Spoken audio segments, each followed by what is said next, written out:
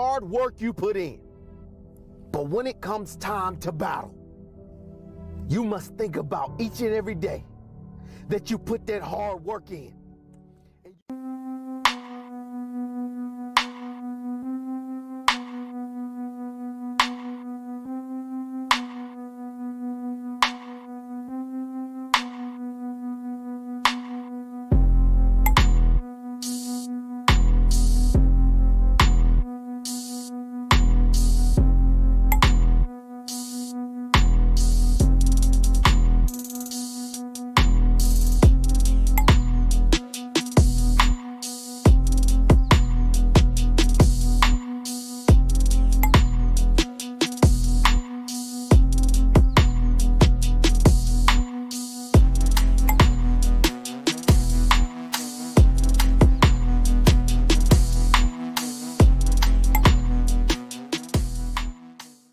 What happened? Why don't you play anymore? Brian Banks was 16 years old when he was accused of a crime he did not commit.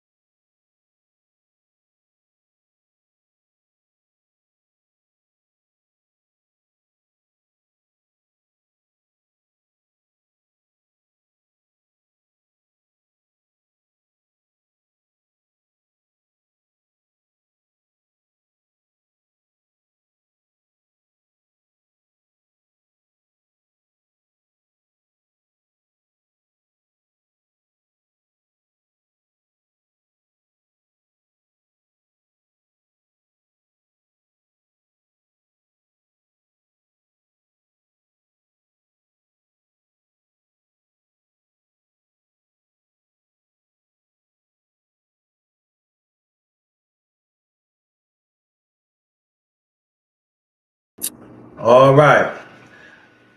Salute, salute. Can you hear me good? Yeah, I can hear you good. So let me get these All right, announcements good, out good. the way, and we can get this thing going. All right. Welcome. Okay. That's it. Okay. Cool. Welcome to my channel, The Underrated Darkness. Yours truly, the number one grinder, one of the best kept secrets on social media, the best of the business. Um, Shout out to my underrated one family. Oh, that's all. It's not my truth, not your truth. Let's stay on the truth, stand on the truth, and fight for it. Um, so shout out to my underrated one family. Shout out to No Duck Zone, brother Clarence McLean. His white birthday is due the weekend. I forgot which day of the weekend, so don't ask me. So shout out to her, Shout out to that. Prince Yeah, McLean. Shout out definitely. to you. Thank you. I was on this live earlier and stuff, so shout out to him. Also, shout out to LDBC, that's Reliance Day Box Community. Shout out to creator of that, Brother 78 Sports TV. Shout out to you and the rest of the brothers and sisters. We got another good one. I know this brother for a long time. He goes by the name Brother JD 1975. All right, so It was brother a good year. It was JD, a good year. chop it up with me on the Darkness Round Table. Welcome you. Finally, I got No doubt, no doubt, man. you. How's He been everything on the going? panel back in the day, but life changes. So he back with us now, and welcome back here. So welcome back. Appreciate it, fam. Appreciate Yeah, it, man. How's yeah. everybody going on your end? Everybody good? Everybody live. That's what's up. That's what's up. So shout out to that. Shout out to that, man. Man, been a minute, like you said. We just been living outside this YouTube space in real life and putting it to work, you know what I'm saying, Mm-hmm. and making sure we set the examples in our family.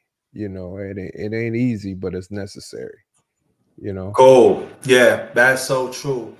People sometimes before we continue, people sometimes forget about the outside life. They make sure like Yeah. social media life is priority, but nah, don't be priority. Outside life, real life, we'll deal with it first. Okay, the first question I'm gonna ask you, and people, please come in, please come in. Well, I hear from outside, please come in. The first question I want to ask you, are you married? Yes. Yes. Gratefully married, not just happily married, just gratefully married, man. Man, one of the best decisions, um, because we know what's out there. You know what I'm saying? But I have an affinity for God and my relationship that I have with Him. But more importantly, to have a helpmate there, um, to help reiterate, certain things like the word, so forth. So definitely married, not out here hoboing and all that stuff. Definitely with the wife. Matter of fact, she's upstairs and handling her side of the business. Okay, that's cool. How many kids do you have? Two, my brother, two. Okay, Yeah. that's cool. Any siblings? Yeah, older sister. So it's just two of y'all. Yeah, just two of us, man. Yeah. So So you were spoiled. yeah, to an extent. I had a whole bunch of cousins. So, we all, it was like my mom. So my mom's side of the family, she had six siblings. So we was thick as thieves, you know what I'm saying? So yeah, I was the baby with just my mom and my dad, but at the same time, with the cousins, we got it in back in the day. That's all I'm gonna say. Got you. Mhm. Father? Yeah, most definitely, most definitely. I'm a third generation, so Oh, hmm cool. All yeah, right, so we got that too. So you reside in Texas, right? right now in Texas, Central Texas. Yeah. Central Texas. Okay. Well, you was born and raised in Texas? Nah, South Carolina. South Oh, Carolina. South Carolina. Oh, Yeah. that's right. You from the South. Yeah, Yeah. see, it goes show you been a while. You know, Yeah. I know you was the South. Yeah. That's why I asked that question. Okay, cool. Yeah. Do So you like Texas? Texas, I'm gonna be honest with you. Texas is it's got its uniqueness. It's just you going from one of the smallest states in the United States to one of the biggest, if not the biggest state in the United States. And it just moves just so differently. You get what I'm saying? Um, but I mean, home is home. Home is where the heart is. But I'm putting my roots down here in Texas, and it's pretty dope, man. I ain't even gonna hold you, man. You know, you gotta get some adjustments to some of the culture because you got a lot of people outside the United States in Texas, fam. Especially when you want to talk about like things like oil, uh, Oh, yeah, because keep in mind, like Corpus Christi, like Southern Texas, they still pumping oil, fam. So it's some old money here. You get what I'm saying? So you just have that dynamic, but also, you know, you got a lot of people from California that have moved here. You get what I'm saying? So you have that dynamic plus the tech industry along with the Silicon Valley industry. You get what I'm saying? It's a lot of dynamics, man. You know, like you said, Elon Musk got a big hub here. You know, when you got Google, when you got Apple here, like Apple is literally like 3 miles from me. No, excuse me. I can take my bike and ride my bike to go to Apple's campus. You get what I'm saying? So wow. yeah, fam. So you don't have these you don't have these types of businesses back in South Carolina. You just used to just, okay, you're gonna work at the plant. It might have been Westinghouse, it might be another place or something like that. But that's pretty much, you know, the major difference, you know, between the two now. You just culturally, you just got a lot more here. You get what I'm saying? Versus back at home. Back at home, I can tell you right now, if I go home, I could tell you where everybody is, you know, within 5 minutes, and I know where to go. You get what I'm saying? Here, you know, I don't have that luxury, but at the same time, it is a various melting pot here in Austin. Met some cool people, met some interesting people. Cool. Now, any question? Well, let me say this: the brother gonna ask some questions. So, whatever time you want to ask some questions, Yeah, no let me doubt, know. man. Man, this show, man. I'm just here. You know, I But just nah, ain't. but we you Yeah, know, yeah, I got you. I'm gonna chop it up with you now. This is with the chop up session, but I ain't doing no Rick James on your couch. You know what I'm saying? no, it's not like that. I Yeah, mean, yeah, no doubt, no doubt, no doubt. But I just wanted to know whatever free, let it roll. all right, so um, for me, you know, you and I, we both are very passionate about music. You get what I'm Mhm. saying? You have a history that I I'm not familiar with, but at the same time I can appreciate to know to listen. So I guess one of my very first questions is where did your love and passion for music come from? Did it come from like did you play like any instruments or anything like that, or just where did it come from? It comes from listening and understanding social time when I was very young. Right, You know, my grandma have a collaboration of records. right, no She doubt. was the music. My Mhm. great grandma was into music. They was always hip at the time. It was not like old people like I'm just listening to jazz and blues and stuff, and that's what they stick with. Especially my grandma. My grandma was a Stevie Wonder fan. Ever Mhm. since he came in, she always kept it with Stevie Wonder. She always Right, kept anything that is hitting, that is hot. She right, listened to it and stuff like that. So my mother was like that. My aunt was like that. I had uncles like that. So I was around like music, like listening to music. But my thing was I always like whatever LP come out, you know, the albums yeah, that yeah, had all like part 1 and part Part 2. two. Sometimes it's Yeah. 5, sometimes Yeah. it's 6, sometimes 7, sometimes it's 8. Yeah. You know, because back then was no double records, y'all. It was Yeah. like this was like 16. Part 1 is 8, other part is 8. Right. I They got you. mix it up sometimes socially, sometimes love, you know, like that. So I always used to read that, and I always would read like the social time, what makes him made that out, you know, had a greater appreciation of it. Right. And so I started reading when I was very, very young. That's why I started learning a lot Motown. You know, I didn't even care about Motown, but you know, the sounds of Philadelphia, you got the Yeah. Memphis sound, Yeah. you know, and then me, I was always into orchestration. I was always like hear like different sounds. Like you got the horns, I got 3 minutes. You got the rhythm guitar, got like maybe 2 3 minutes. Yeah. Vibes, you know, mix up. I was always into long versions because I Right. want. It's like to me, it was like telling the story Right. and all those times and stuff. And so you actually see them play, and so I had a greater appreciation of it and everything. So, and also then you had like you know California that plays soul and stuff like Yeah. It hit you know. those areas that you mentioned. Like, I mean, we can't forget like Chocolate City, Chocolate City and stuff, you know, you know, Philly, Wash DC. the You got the go-go Atlanta. sound, Yeah, you technically know, Atlanta had their style too as well. yeah, they style too, the Yeah. go-go music. Everybody, Chuck Brown, he created that like he The was ahead of whole his time, yeah. you know, in Chocolate City when you talking about DC. So Mm, I always want to be around it and to be around social times. So yeah. um that why it attracts me the sounds of Philadelphia because they said they was like a certain genre with a bow tie. You know, it's funk Ah, like with a yeah. bow tie, and they make it sound so beautiful. But by listening to them, right?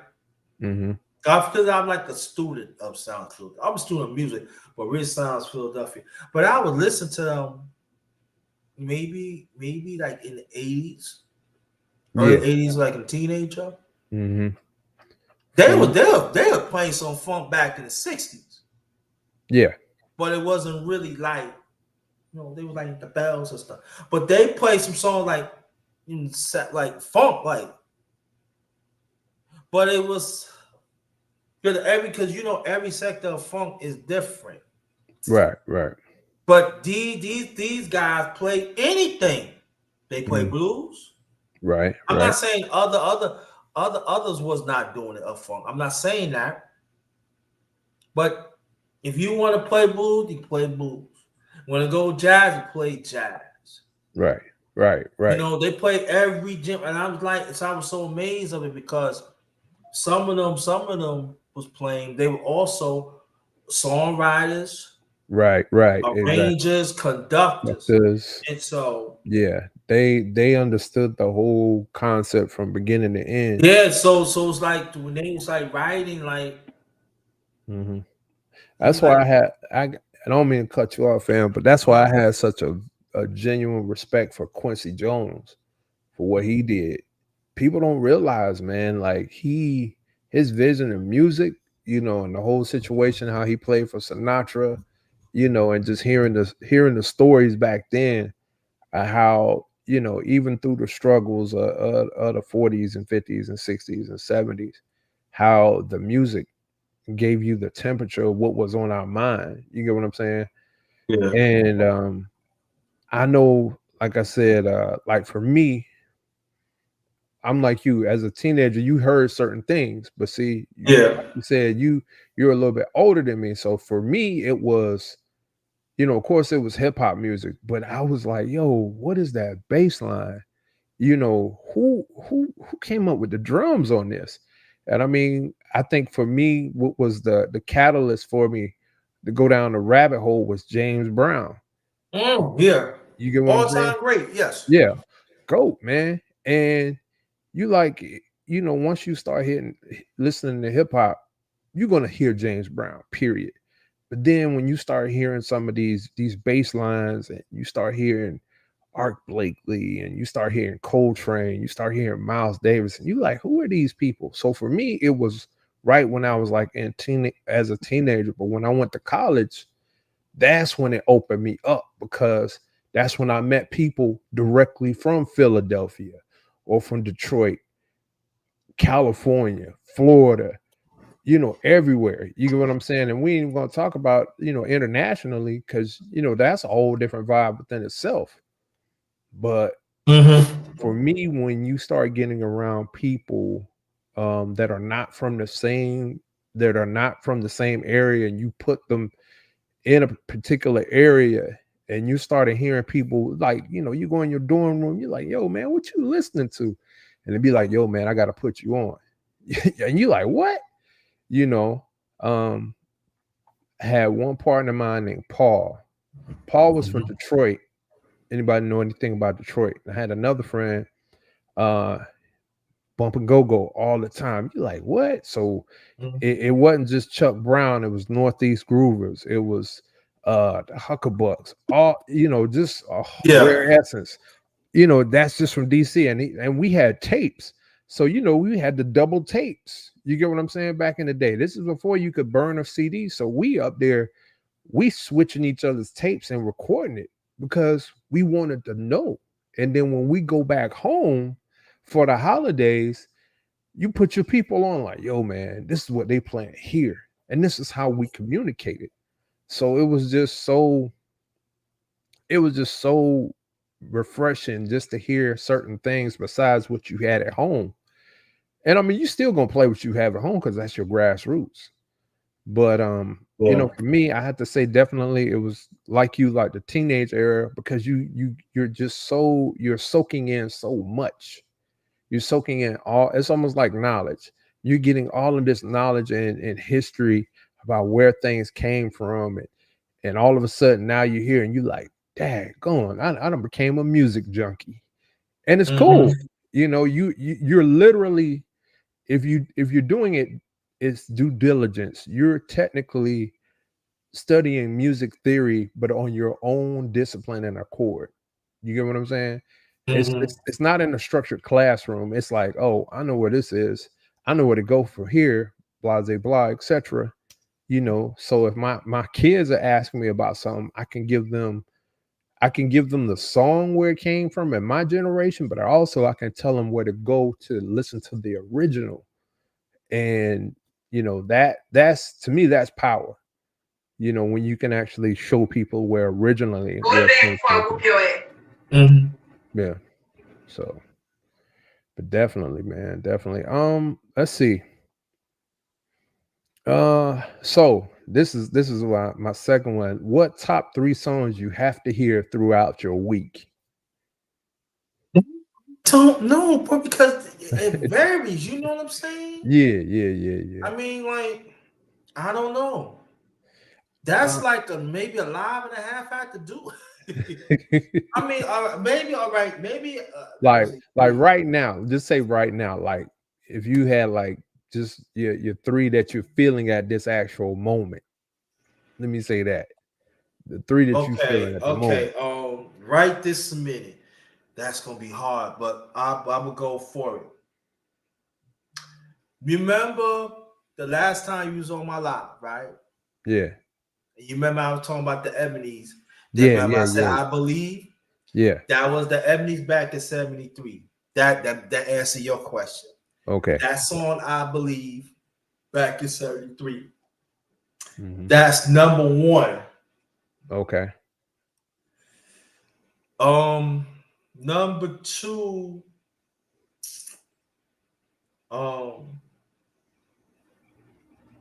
It was this song by James Brown. I don't know. I think it came from the LP. Get on a Good Foot, My Brother. Okay. Gotcha. That was like about 6 minutes. That was a 6 minute. That was a long. Malcolm, a long version. My Brother. Okay. That's 2. The third one right now.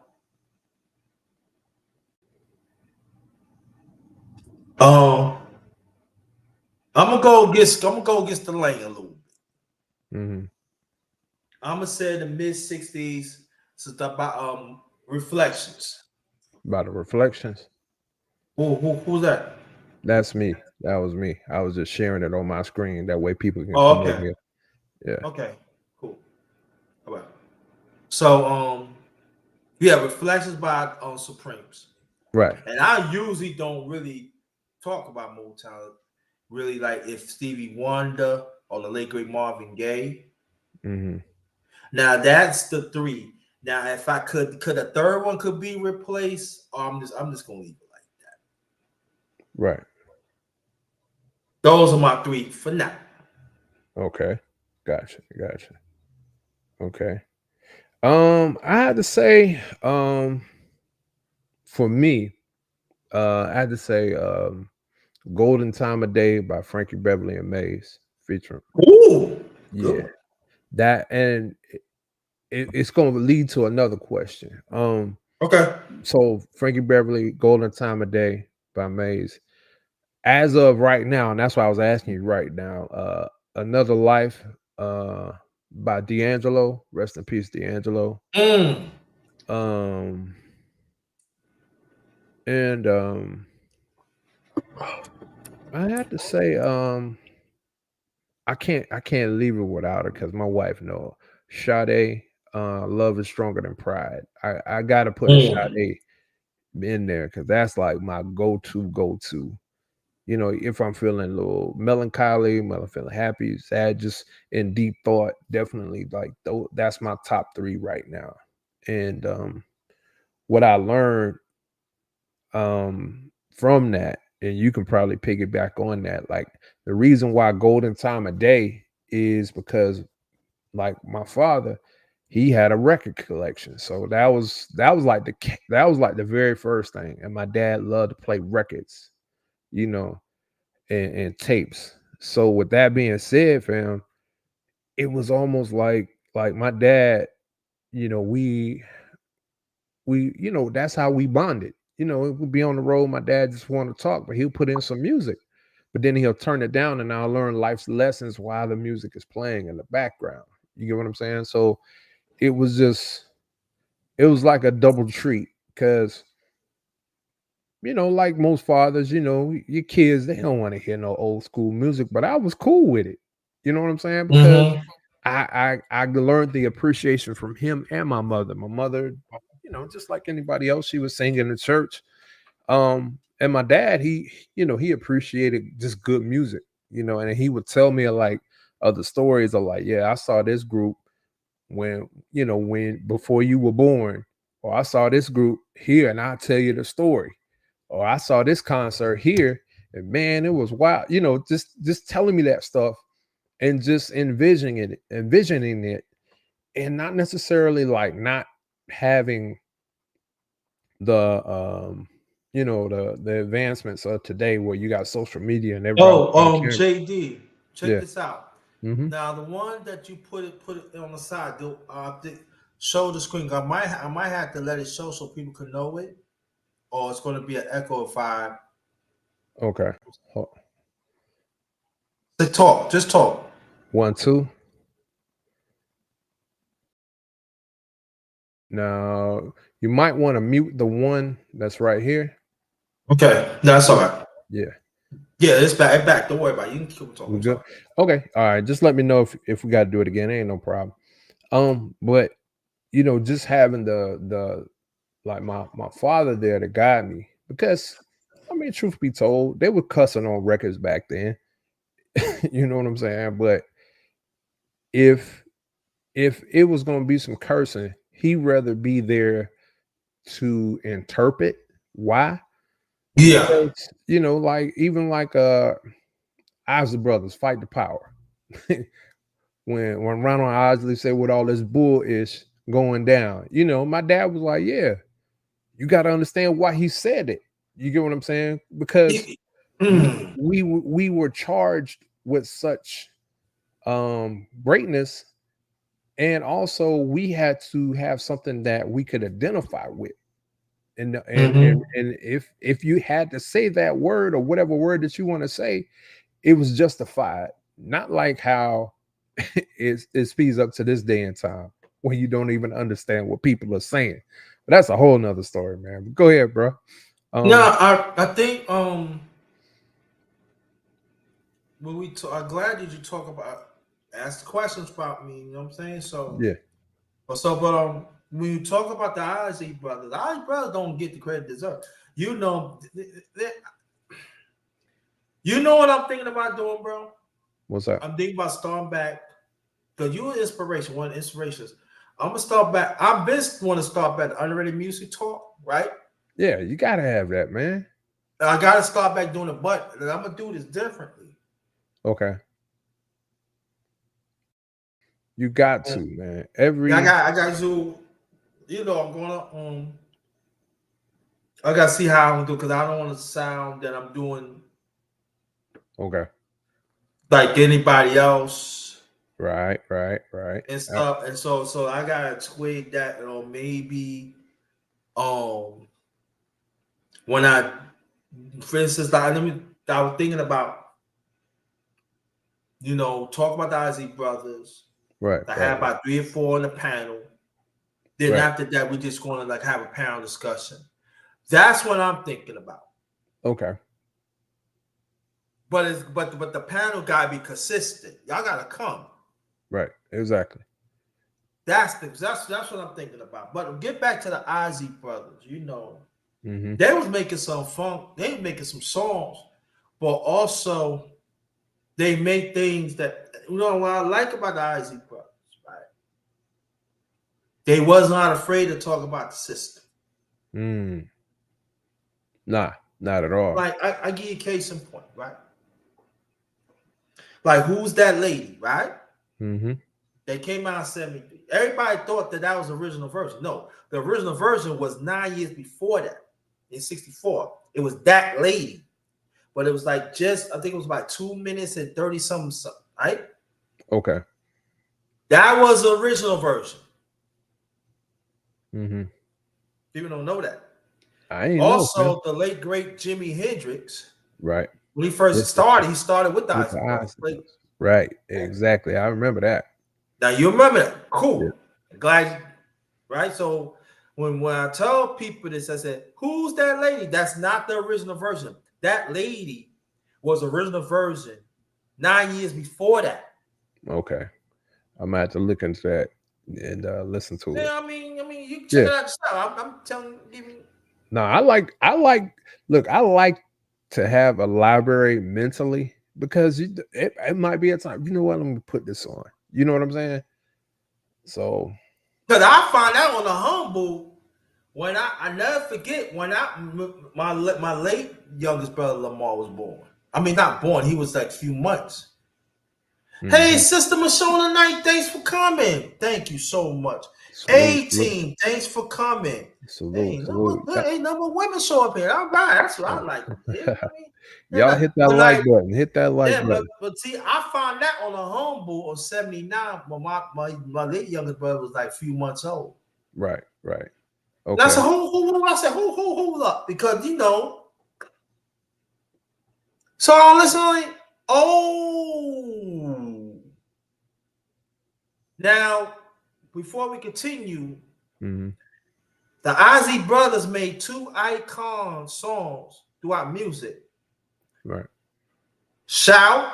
Right. Back in 59. Yeah. Twist and Shout, I believe that was 62 or 63, something like that. Those are 2 iconic, and both they produced and wrote. Yeah. They was one of the few bands. They was one of the few ones at that time was producing and writing their own stuff. There was other people producing. No, I'm not saying it wasn't. Right. But they were producing and writing their own stuff. And so they was one of the few that started. And you know, like people say called T-Neck, but T-Neck was originally formed back in between 63, 64. But what happened was it was not moving. So they had to put that on the side. Right. That's when they went to Motown for a few years. And they make something like you. You know, they the one, there's the original version. And then they resurfaced back in 68. And then they revived T-Neck. Right. And they start doing their own thing, and like the rest is history. Mm. And so I'm gonna do that. I think I'm gonna do that as well. When I slowly get back at the Underrated Boxing Talk, I'm gonna let people letting y'all right now. You want to join the panel? Do your due diligence to find about the Ozzy brothers, because we're gonna talk about that. So that's for that. Welcome, sister eight. It's the 18. We got to do part 3, sis. We got to do part 3, sis. Mm-hmm. But shout out to you, Sister Mashona Knight. Hope they're all right. And so now another question that we talked throughout the years. I want to let people know we did talk through the years and everything. So that's my brother. We know each other for a very long time, and we always had great talks and stuff like that. Now I'm gonna take it back now. All right, what you got? We was talking about years ago, and we was talking about our people. Right. Now, I always want to ask you this stuff. You're very, I can say militant. You stand for our people. Now, I know that you like me. Right. Black man is wrong, black man is wrong. If a black woman wrong, black woman wrong. Right. Did your parents help you with that, or social change, or music, whatever? How do you develop that? So it was a combination of trial and error, just like any person that goes through life. Sometimes we gotta learn certain lessons if we bang our head up against the wall. But primarily, of course, it was family. But I grew up in a community, and yes, I said community, where if I did something wrong as a kid, middle school, high school, I would get disciplined from the bus driver to the administrator to the teacher. You get what I'm saying? That's what I came up in. And it's nothing wrong with that, but that's just how I was raised in terms of a community. They held you to the fire for excellence, to produce what you were purposed for. And as the older people say, keep living, you're gonna learn. That's where I'm at now.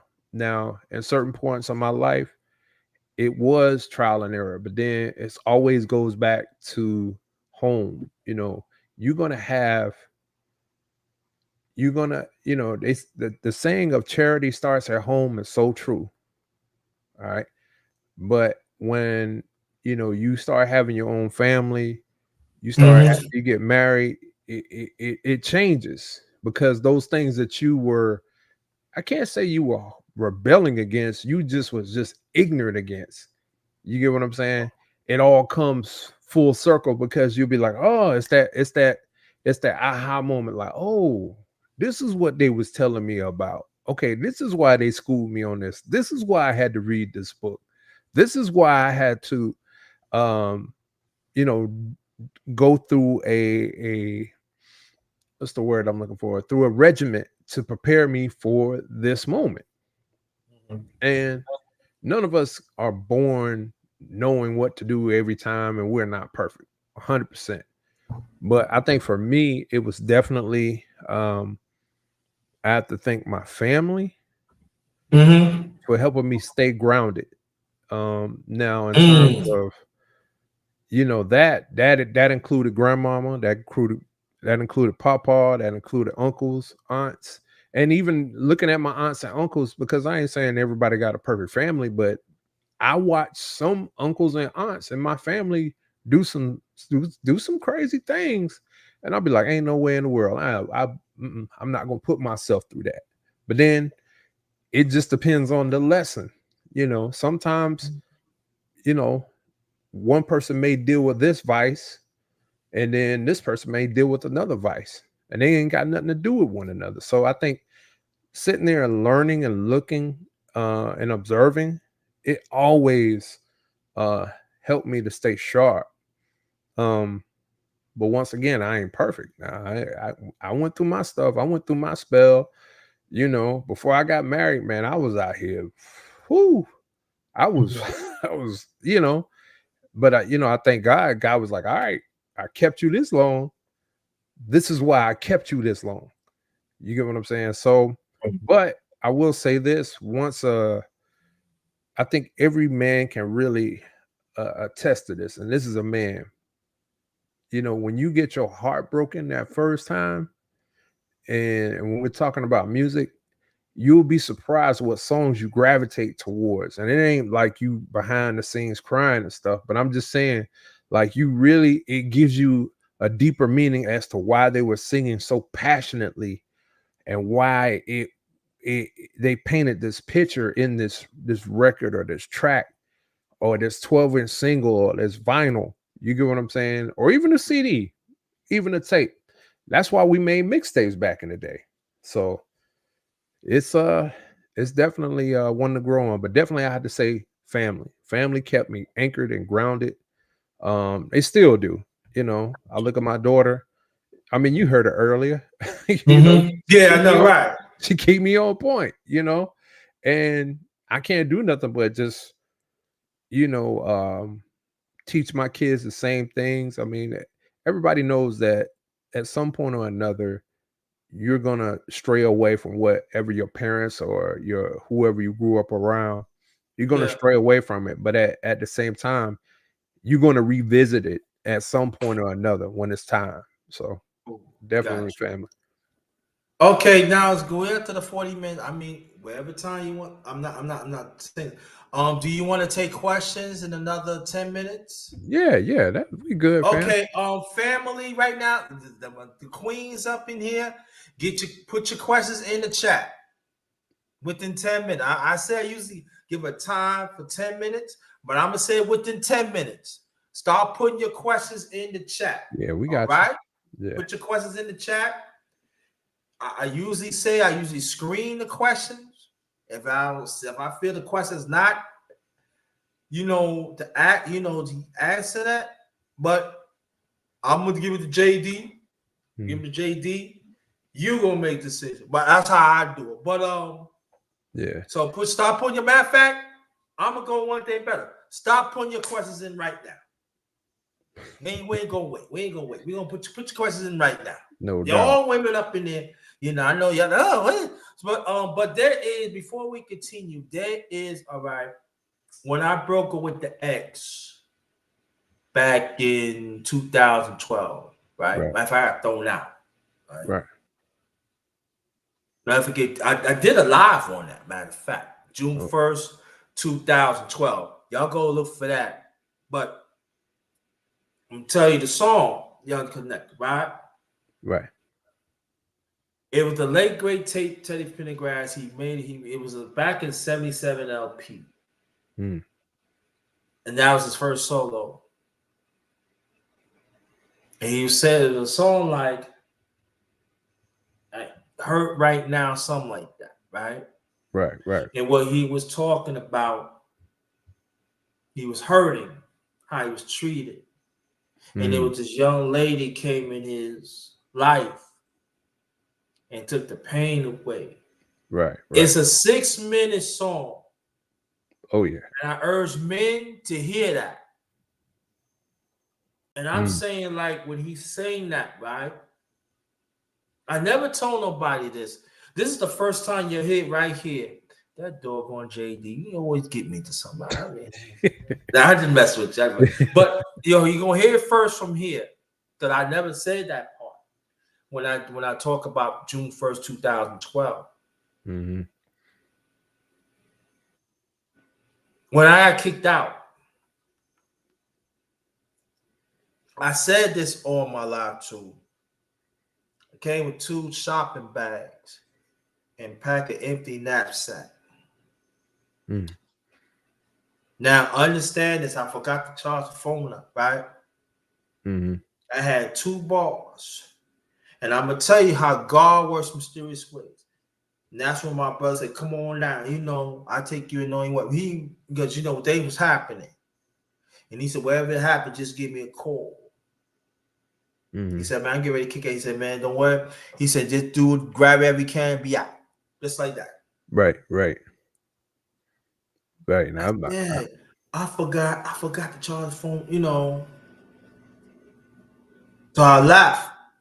Understand this, family. I'm keeping it real with y'all. I was going to college at the time. I was doing okay. I was finishing up my finals. I left. I got kicked out of 3 days before my birthday. My birthday was June 4th. It was 3 days before that. And so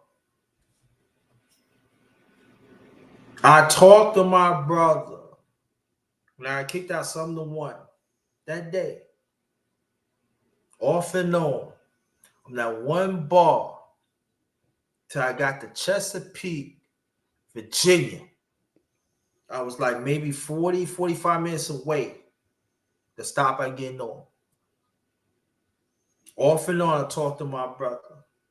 I thought I left my charge in New York, but I had it in the bag all that time. But you know, when you're with somebody from 8 years, then people see some women, y'all don't understand. It do something to you. Especially do things the right way.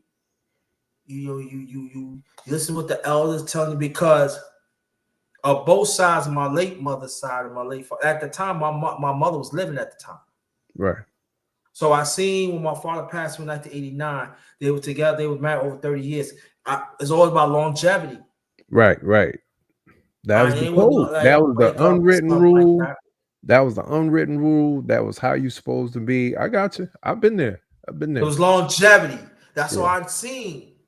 I see my late uncle, my late boy, and this and that.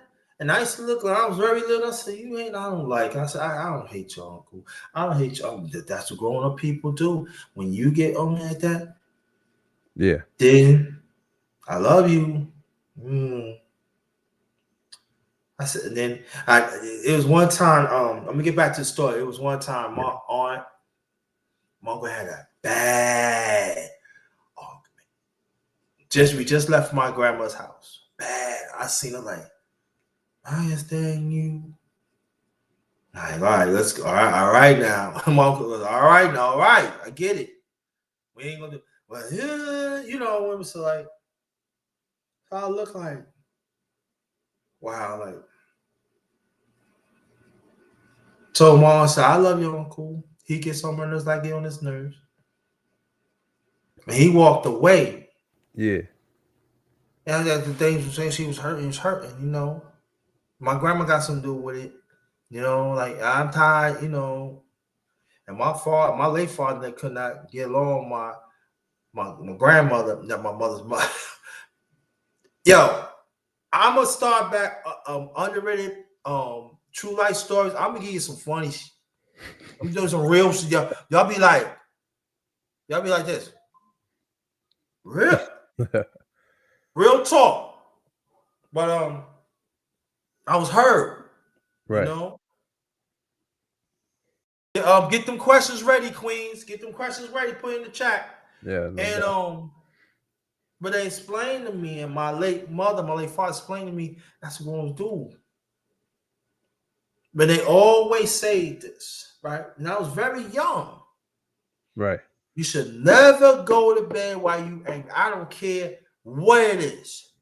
Never go to bed when you're angry, because you never know what the next day is going to be. And I was a little boy. This is the same back in 73, going on 7 years old. I remember this. People know I remember. These are gems, lifetime gems, yo. Never go to bed while you ain't, because you never know. Said, baby, you know I'm sorry, right? And that's gonna go like this. I'm sorry, baby. And I'm like, wow. Yeah. So Now, that was during the time that hip hop was born in 73. Right. So that had, excuse me, that has a lasting effect on them. So I understand longevity. Sometimes you got to put up with something that you don't love. I mean, that you love. And so throughout the years, when I see this going, that going, like, you ain't working out, man. I mean, like, listen, if you're going to break up, let it be mutual. That's the way I look at it. Right. Facts. Let it be mutual. Let it be peaceful, and hey. Don't let no family, friends, anybody, people, excuse me, on a job get in the way. Let it be mutual. No problem. Wash your hands and keep it moving. Yeah. There you go. Let it be mutual. Yeah. But when I seen that, I was like, I ain't gonna say spoiled, but I have a lesson of longevity. Right. Okay. If you didn't want to be with a person, don't be with a person, but it's longevity. And so, get back to my story here. Back in June 1st, I'm just gonna tell a little bit. We're gonna ask JD's my brother JD and our family get the questions ready, put it in the chat. And so when I heard the song, the late great Teddy Pendergrass, Doesn't Hurt Right Now, and something like that, right? I heard it at least about 2 or 3 times straight. I understand. Look, now instead of 2 bars on my phone, I had 1 bar. Oh no! But I was on that bar. I'm gonna tell you how God works mysterious. Excuse me.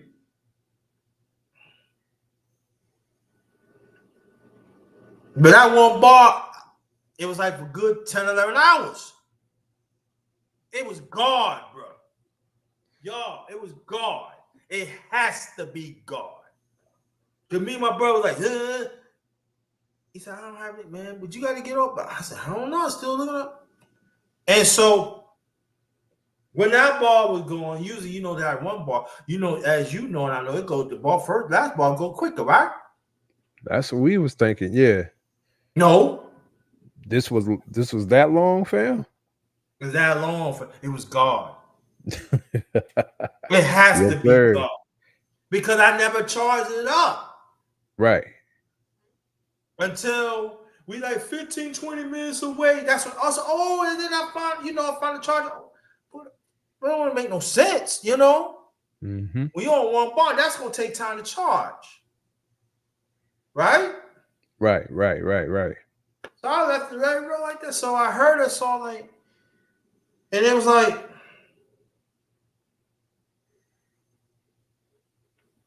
I was like, and my brother said, it's going to be all right, bro. And I'll never forget, when I got off, it was in Newport News, Virginia. Now, at the time, my brother was living in Hampton, Virginia. Right, I know. Shout out to VA. Right, you know what I'm saying. Right. So what happened was, they had a bad storm. So trees was in the way. So he had to take service roads. And he couldn't take really main road. It was pouring down rain. I mean, it's pouring down so bad, family. It was like you could see the light. That's how you talking about rain night in Georgia, rain night in Virginia. It was dark. I gotta go after 1 o'clock in the morning. I was drenched, hurt. No, I mean, at that typical moment, I don't know what the future brings. But I trust in God, so yeah. And I never forget my brother said, it's gonna be all right. He said, what you want? I said, I want McDonald's. He said, what you want, man? You go to the No, I just want McDonald's. And so it came in, right? And then that's when the song I'm talking about remind I heard right now. I never heard right now. Now I always want to know who was saying in the background, because it sounded like having Melvin the Blue Notes. Right. But this was Teddy's solo project, right? Right. It was Teddy's solo project. Okay. So I always know that, but Still one bar family. Strong, right? So in the room, sitting down, eat my food and stuff. My brother, it's gonna be all right. I said, all right. He said, you gonna see your niece and nephew. I said, I want to see Uncle JT. I said, no, Uncle JT go to, we gonna see him in the morning. I said, don't worry about it. I'm gonna play with y'all in the morning. Okay. So that was a good talk, but I was going through a lot. And so I heard the song, I plug it up. That doggone thing went out charged. I'm giving y'all new stuff. That thing went out charged. Find that thing charged like after 3 hours later. I said, now you got doggone charge. But within 20 minutes. So when you talk about music, I'm not saying music would cure that problem, but music would make you see what it is. Yeah. It makes you see it, identify the times, and it helps you cope with it. And so that song got me through the times with the ex. Right. Because it heard just let me know that I am valued. Yeah. And there's another woman see a value. There's gonna be another woman go see a value in you. And I've noticed that when Teddy's saying that, I said, ain't no way he had to go through that. I said he has to. Because if not, that's one of the best acting roles I ever know. You got to give him a Grammy for that. But I say this, he has to go through that. And I identified the late great Teddy Pendergrass. Now, people understand Teddy Pendergrass passed away in 2010. I got kicked out in 2012. So we just talking about 2 years. We still grieving Teddy Pendergrass. Right. They were still playing Teddy Pendergrass music with not really having on boom, but they played Teddy Pendergrass music, you know? So it was still fresh. So people have to understand that music had the power and stuff.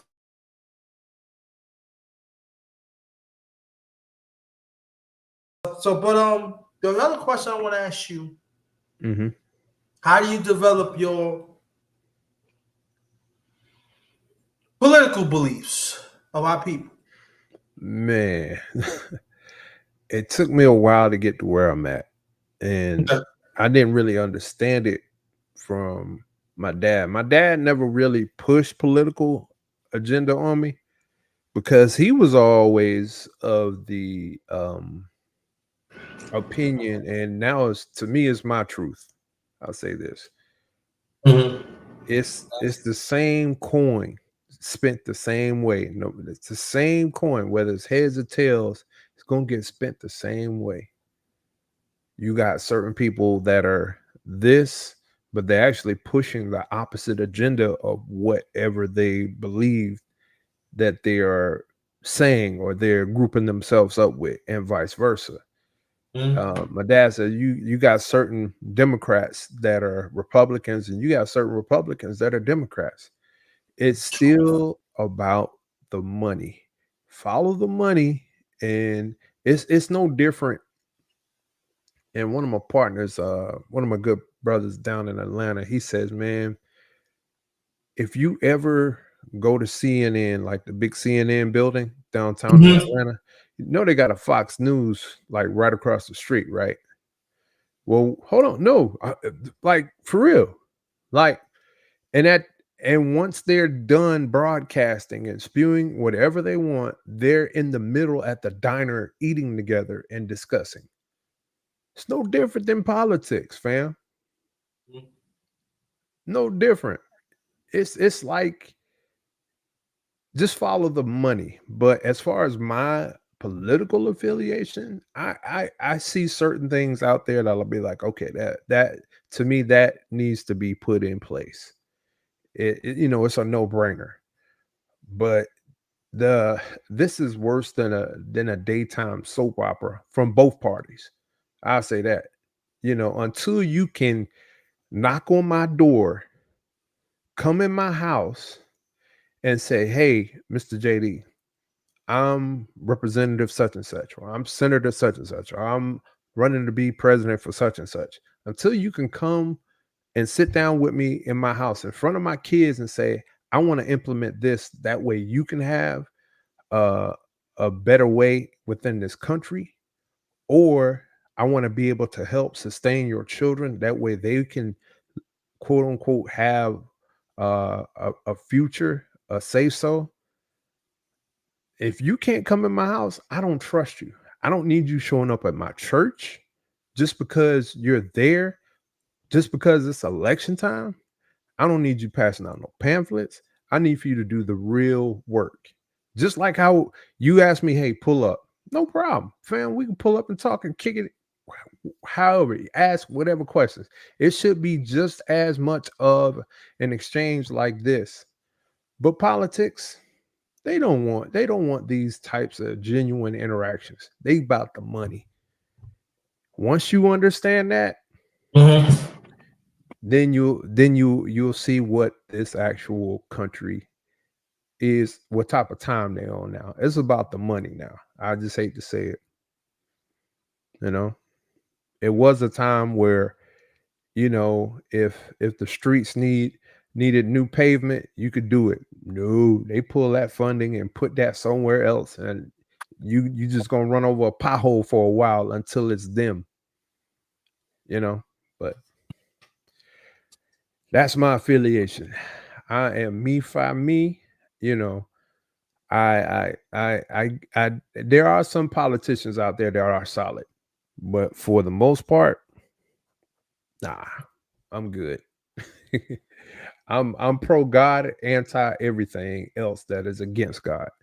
And I mean, I'm talking about a relationship with God. I don't sit here and just because you call yourself a certain group or sector does not mean that you are righteous. A lot of people are just self-righteous and they want to put on, facades. They want to sit here and say, "Oh, my brother." This is crazy.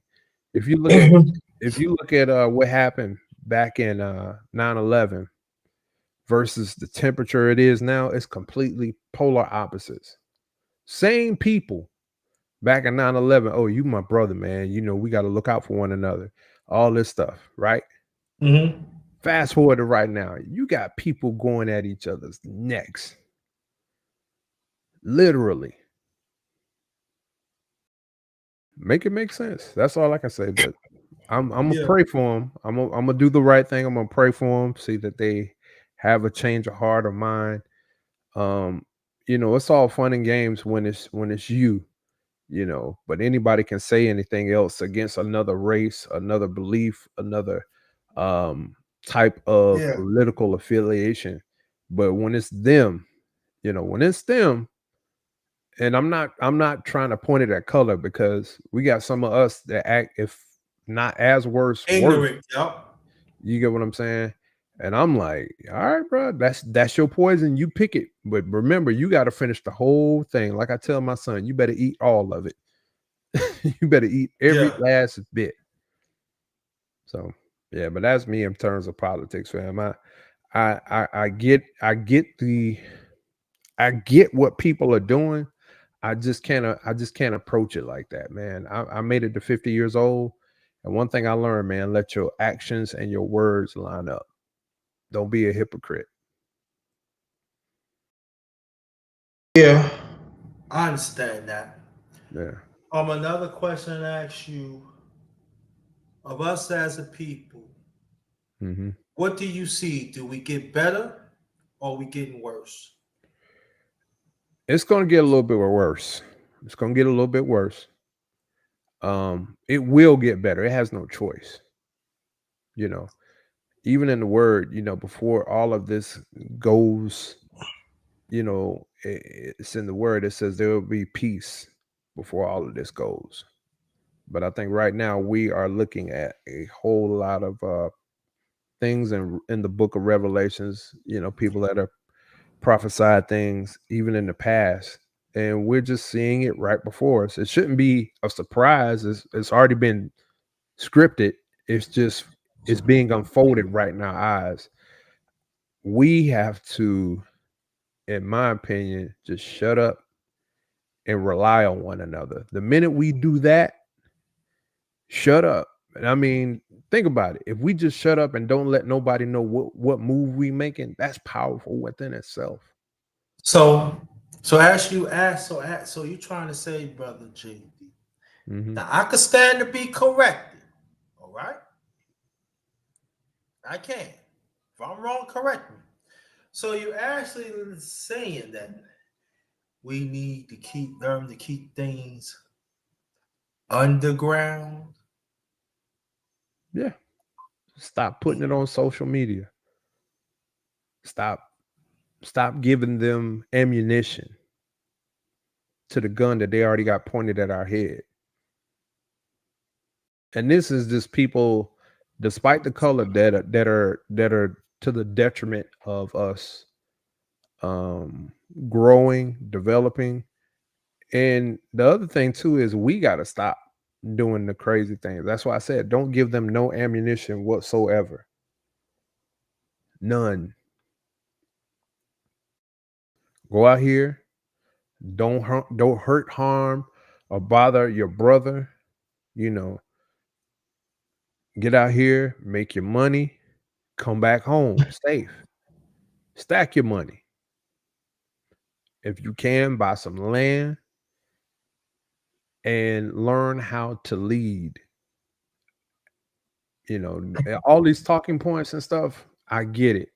But talking points are not what you were purposed for. People got to realize that. Know your purpose, work your purpose.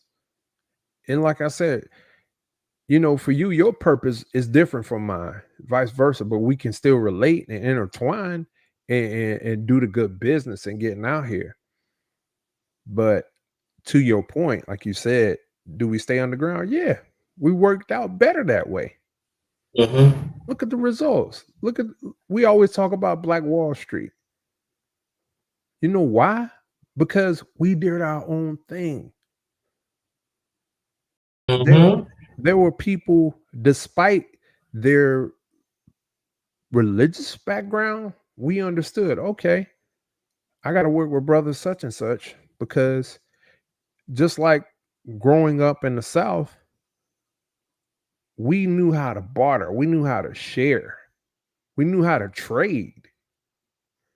If such and such, if I'm growing in my garden tomatoes and potatoes and jalapeno peppers, and my neighbor is growing squash and just say collard greens, right? Guess what we're gonna do? We're gonna trade. I'm not gonna sit here and go over his garden and try to take it. You get what I'm saying? And I will say that is one of our problems. We like to look at what other people have and get jealous and try to take it.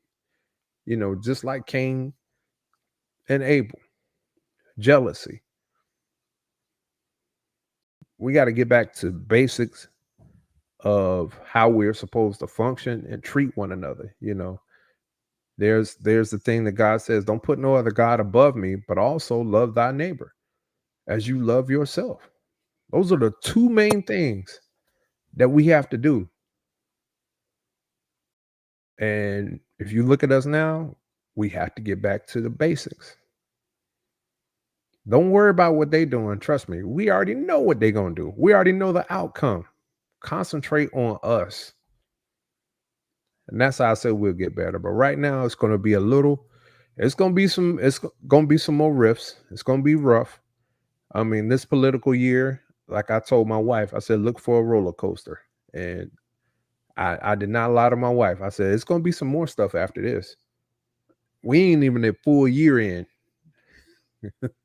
And it's gonna be some more craziness. So, but yeah, fam, that's all I got. I do have another question for you. Go ahead. I know you kind of touched on it, so I gotta ask you this. Yes, so Jimi Hendrix, Prince, Ernie Isley or Eddie Hazel, who is the GOAT as guitarist in music? You're not fair, man. I knew you. I had to put a difficult one in there. Who I could tell. I mean, Yeah, like, we yeah, are talking about each of them are excellent songwriters, right. excellent musicians. You got Ernie Isley learned from the late great Jimi Hendrix. Am I correct? Yes, yes, yes, you are. You Yes, got you are. Eddie Hazel, Funkadelic. You know, Yeah, he wrote a lot of tunes. You know, songwriter. The range is sick. There is a song. It was on Funkadelic LP back in '74. Man, I don't like you no more. Then he got see, but I love it though. It was a song that he did, right? mm-hmm. It was something like family and social. Mm-hmm. Few words behind it. No, it wasn't Funkadelic. It was a solo back in 73, 74. Mm-hmm. See, you gonna make me look up this motherfucker. I'm gonna find that one. But you said Prince, right? Yeah, Prince, Jimi Hendrix, Ernie Isley, and Eddie Hazel. I mean, I mean, that's dang.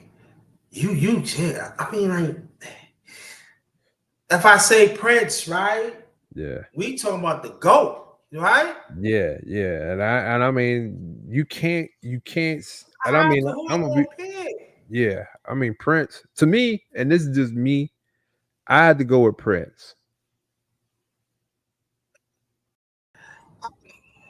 But Right, at you the go same, with Prince, right? yeah, I had to Then we go. gotta go back to the ones who really started. I mean, like, Yeah, yeah, I got you.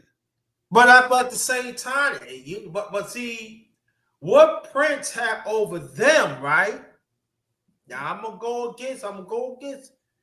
He played besides the guitar, he played like about 20 or more different type of instruments. Yeah, exactly. Fluently.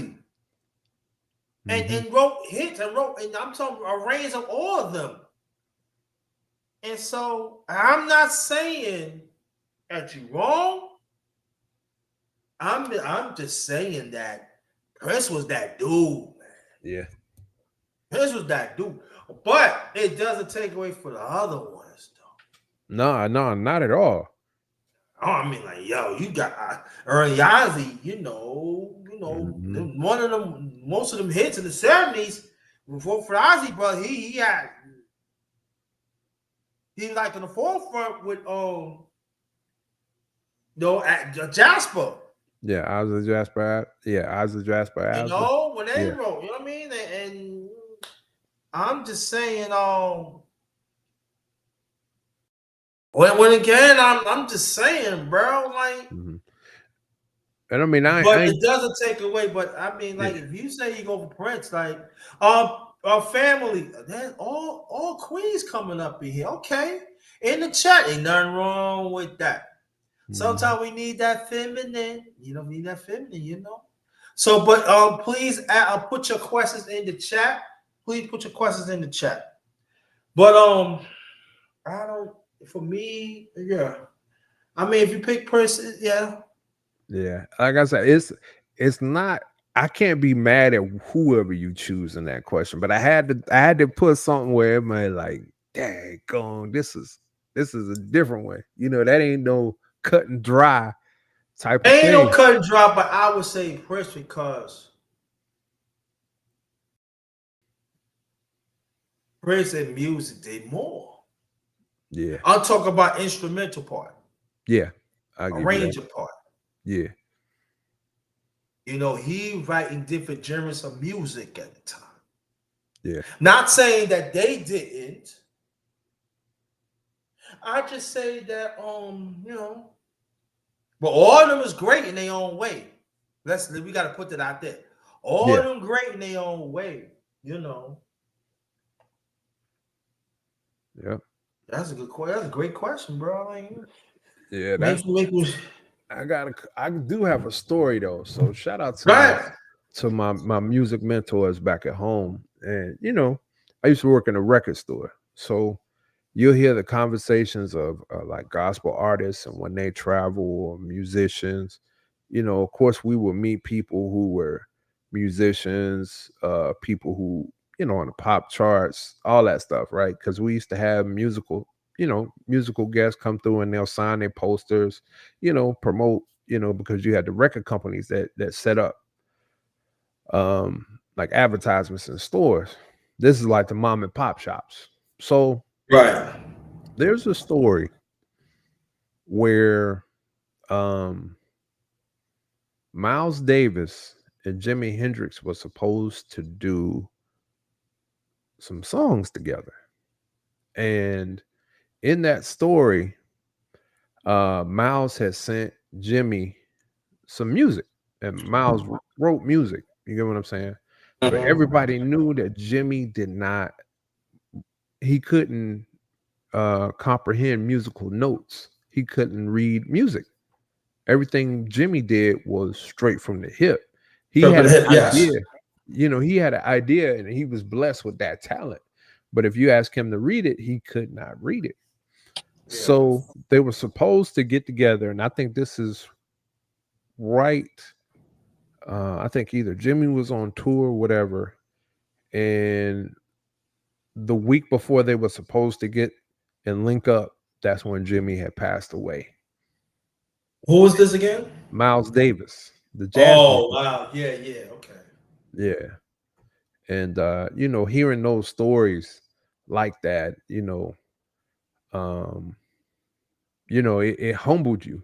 You know what I'm saying? Because you was like, man, I'm sitting here trying to think what in the world could Jimi Hendrix and Miles Davis come up with.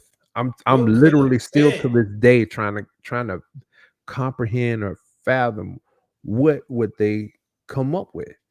Because if you remember, the late great Miles Davis came up with Bitches Bureau Yeah, back in 1969, yeah. and that was like I remember that was a double album.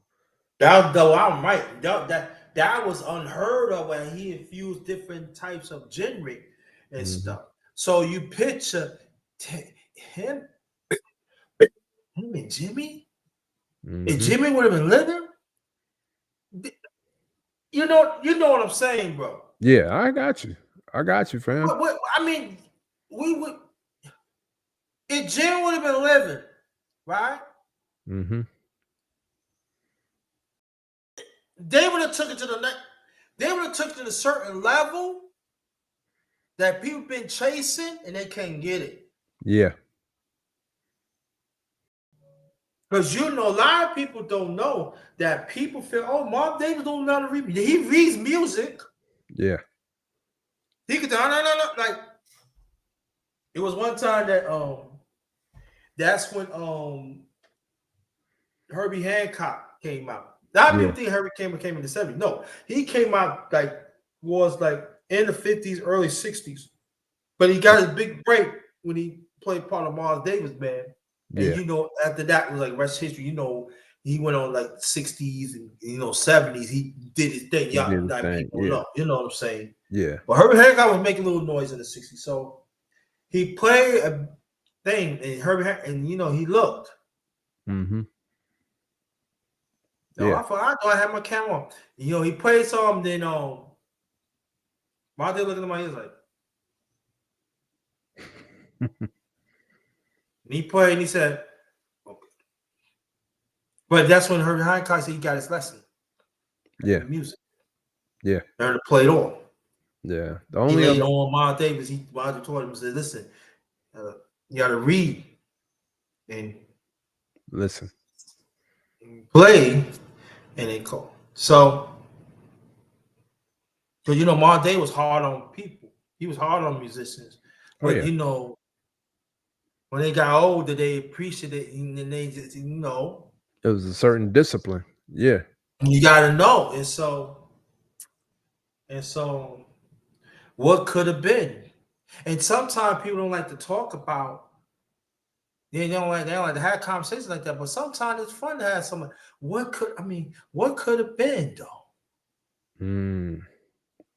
Bro. Music would have been popular. Music would have. Yeah, the pop music would have been done, or at least it would have took a huge loss. And I'll tell you one thing though too. Tell if I'm right or wrong. Even rock and roll. That'd be interesting. That would be because you know why? But I'm saying, like, but what you're talking about is if Jimmy still lived. You get what I'm saying? So I get where you're coming from, but Jimmy was just experimental. You know what I'm saying? Right, he was experimental, but understand what I'm saying. Yeah. He was onto something that we never gonna know, because that's when during the time he was going to infuse that with R&B. And at that time, you don't touch rock and roll with R&B. But if you go back, and I'm talking about late 60s, y'all. Now, if you go back like 50, 60 before that, it was fused. But we never know who was the player was because how they treated us. Right. So never all know, I'm just man. saying with the experimental, the mindset with Miles Davis, I'm just saying that people have to play catch up.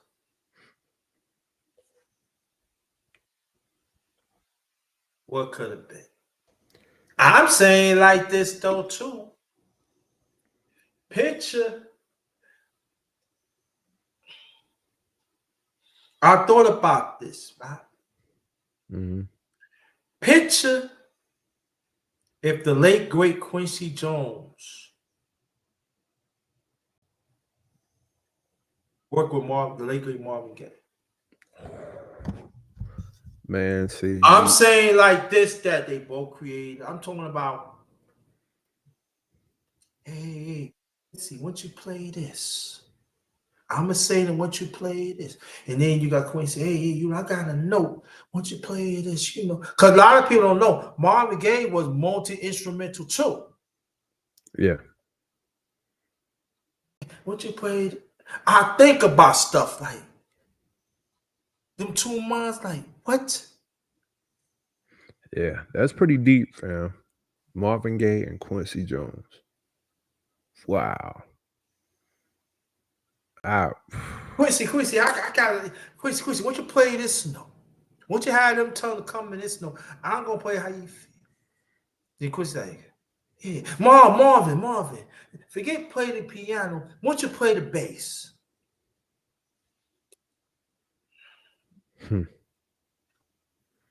I don't know, Marvin. You can play that bass. I heard you play the bass in Motown when they first started. But read music, because both of them read music.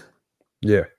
But also they had the gift of music. They had a gift of music though too. A lot of people don't know the late great Marvin Gaye did the soundtrack of Trouble Man in '72. Yeah. He wrote it, produced it, conducted, and everything. That's Marvin Gaye's work. And that's Trouble Man, y'all. I'm so from top to bottom. Hear Trouble Man. That's all Marvin Gaye. Back in '72. Please put your questions in the chat, please. I'm gonna tell you, man, like with that is probably one of the best soundtracks during that time. Oh man, I remember the album. Like my dad had the album. Was it double or not? But I know it had a fold on it. You know how like you open up a magazine and they had like that fold. Two records. Yeah. But this one had a fold in it. Yeah. Might be a part 1 and a part 2. Yeah. Yeah. But this, I remember it, man. But I the thing is, was so crazy. I had to go back home and find it. I know exactly where the records are. I got gold album cover of Kool and the Gang. Yeah, it's all gold. Yeah, fam. Dad got it. That's another group. Yeah, we ain't gonna talk about them. Yeah, Kool and the you know, Gang. Cool and the Gang, that's like underrated Boston, underrated music talk. JT was cold. I mean, And I'm gonna tell you one thing. I'm gonna drop a gem in you, bro. JT Taylor wrote some stuff back in the early 70s too. oh really? Okay.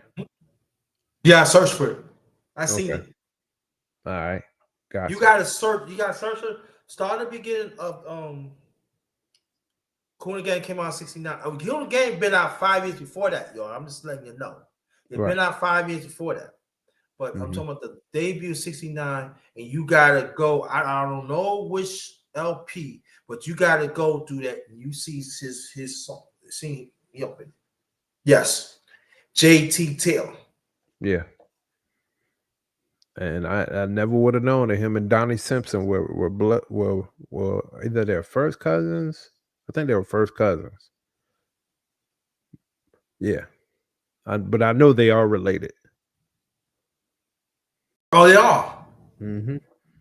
Yeah, they are. You look at the eyes. Both of them got green eyes. Yeah, it's true. Yeah. Yeah. So let's see here.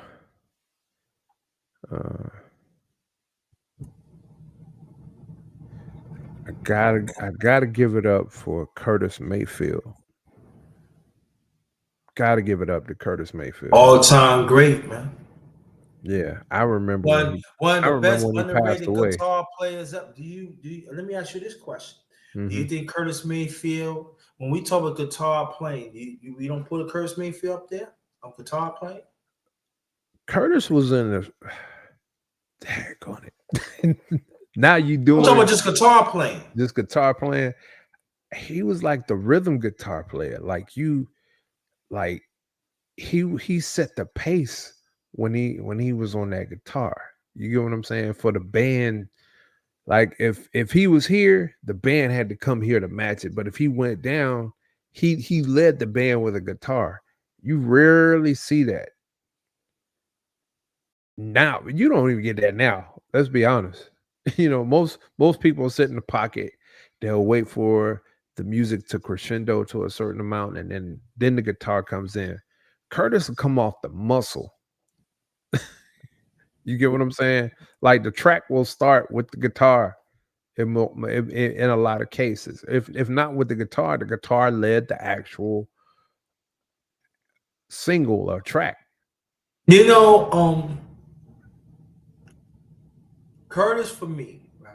And tell me if I'm right or wrong. Family, we waiting for y'all to put some questions. I know you like when we talking, but we need some questions. We need some questions in the chat. So please come put some questions in the chat.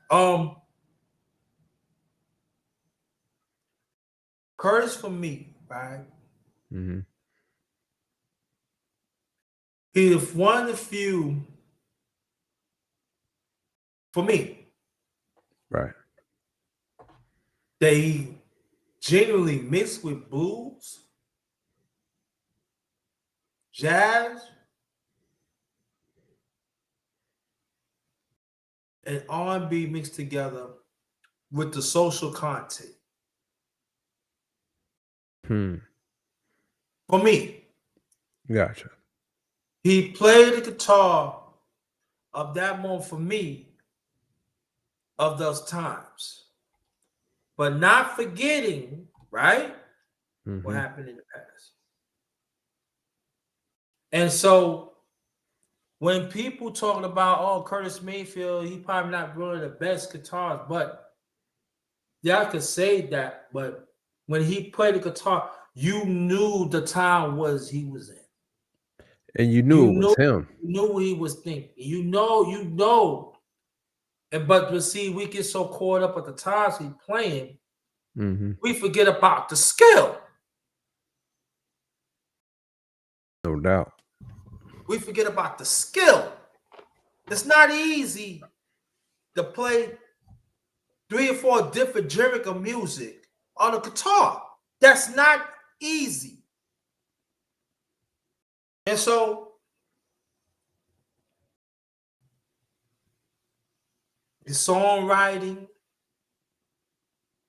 his singing, I think his singing very underrated. Oh man. Very underrated.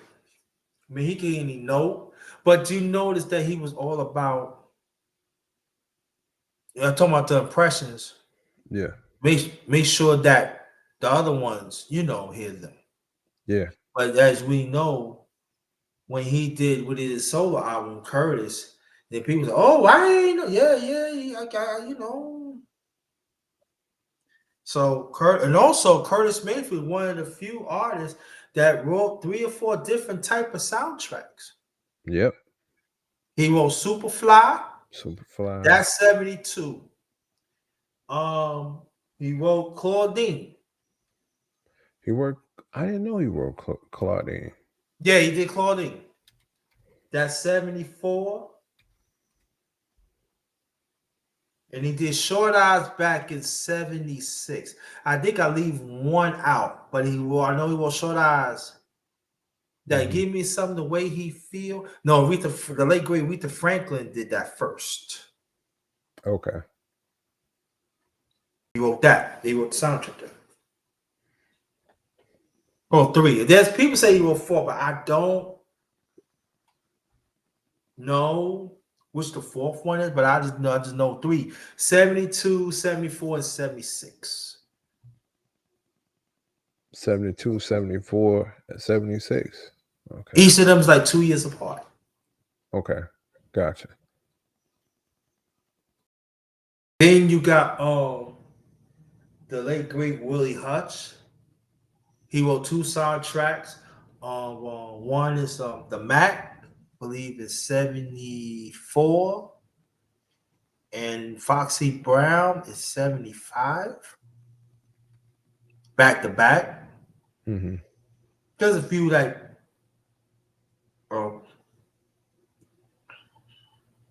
Okay. I'm looking at it now. Foxy Brown, the Mac.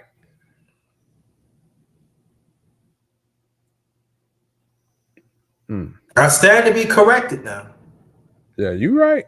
I'm looking at the Mac according to this on Google. That came out in 73.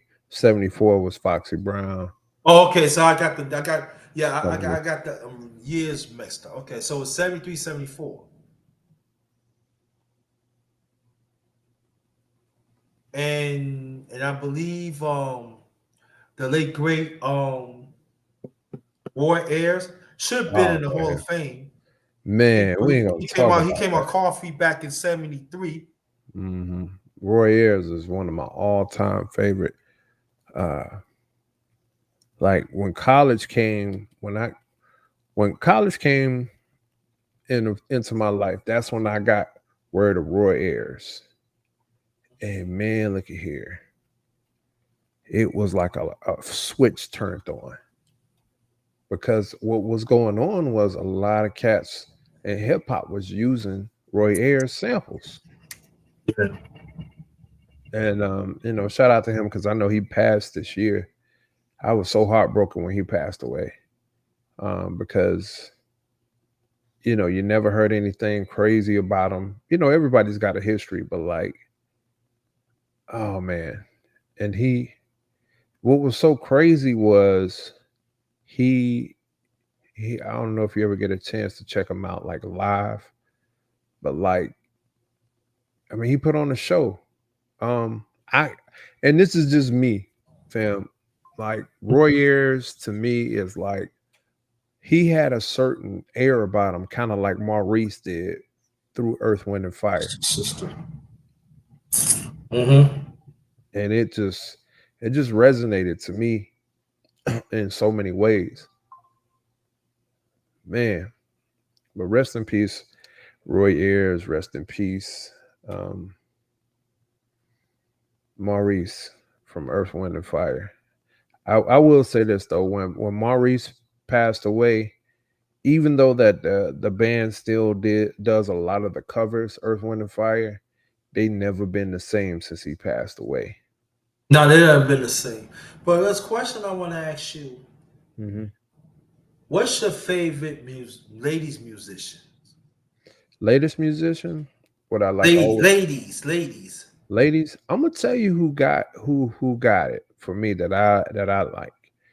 Um, young lady, her name is actually related to the Isley brothers. Her name is Alex Isley. Oh, Check her out. The sister got a groove, man. Alex Isley, Alex Isley, like Isley, and she redid on. Shout out to Robert Glasper on his last album. They redid "Come Back to Me," if I'm not mistaken. Let me double check. Um, let me double check.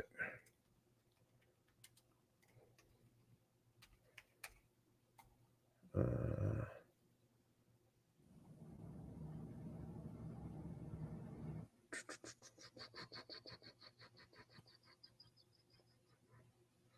it was the Black Radio. Hold on, is it on here? Let's see, Black Radio 3 Red Edition. All right. Okay, so it's the Supreme Edition Black Radio 3. And she is on there. And she redid Voyage to Atlantis. that's back in '77. Yeah, I know, but she redid it with I Bilal. believe that's from the LP, the Ozzy Bird, Go For Your Guns. Mm-hmm. Yeah, '77, I think. that's the track she redid. But like Alex Isley is really good. Layla Hathaway is just she's just in a different she's in a different stratosphere, in my opinion. Can't nobody hold a candle to her. And this is just JD 1975. And I'm talking about like Flatfoot, Stan, and Sang, SANG, not sing, but sangs, SANG. Sang. Yeah. So, she's always one of my favorites. Love to hear her. And believe it or not, on the same album, they did a remake of Everybody Wants to Rule the World with Layla Hathaway. So those are my two that I always go with. But majority of the times, I'm always listening to older artists. And I'm not taking anything away from a lot, but it's a lot of fluff out there now, you know. But I like to stick to what I stick to. My wife and I, we pretty much, we have like our own soundtrack that we like to play for one another. But Layla Hathaway and definitely her and Alex Isley, my opinion, are the two that we always listen to and really enjoy. Yeah. Let me okay. You can ask me questions, brother. Yeah, I got you. Hold Family, on. ask questions in the chat. Yeah, I'm trying to look at something right quick. Hold on, give me a second.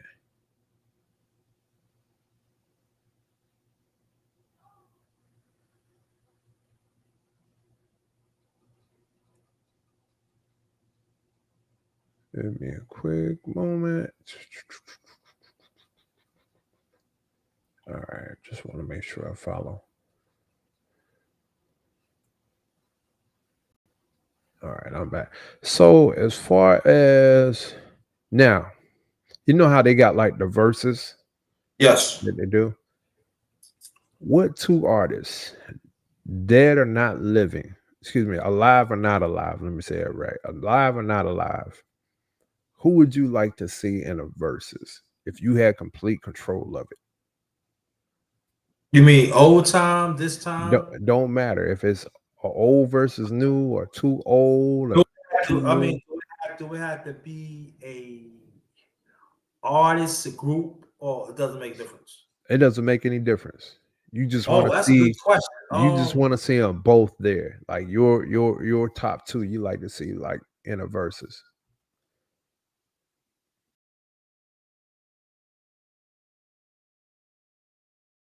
I want to see the Dells. Mm.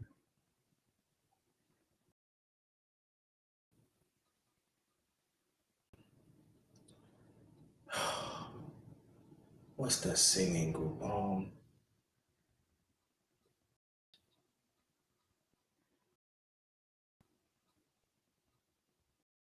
The New Birth. New Birth and the Dead. Ooh. No, I can't pick New Birth because New Birth. No, because New Birth. They were. Hold on. Let me get this. New Birth. I can't say New Birth because they play instruments. Mm-hmm.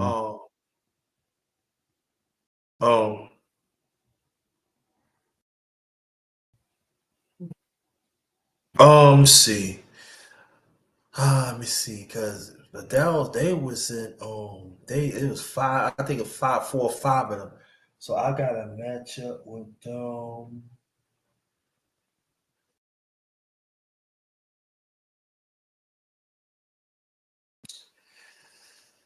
I would like to see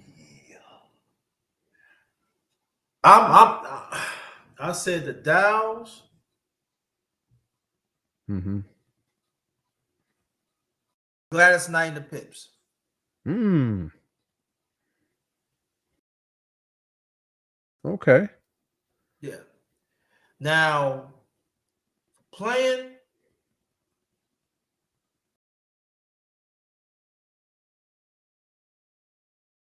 MFSB. Now I ain't talking about the ones like late 70s. I'm talking about the original MFSB. There's two. The first MFSB, majority of them went to South Soul Records. Mm-hmm. So I'm talking about them. MFSB, I said with the Memphis sound. Okay.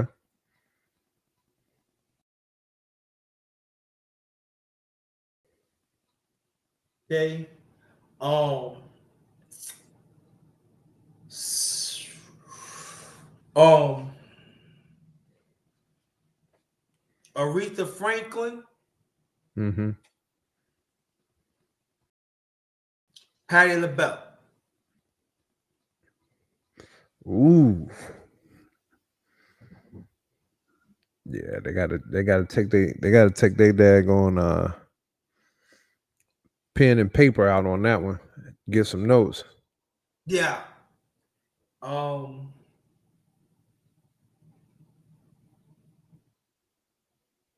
the OJs.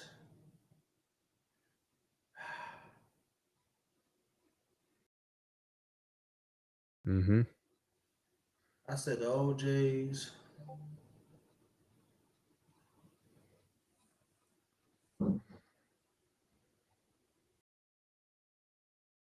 I said the OJs, and I'm gonna go back with the Adells. Okay. Girls group.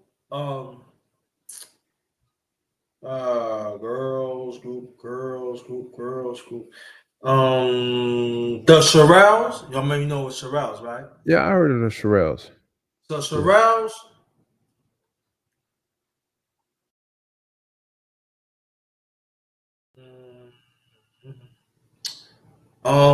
When Patty and LaBelle's, when LaBelle's, Okay.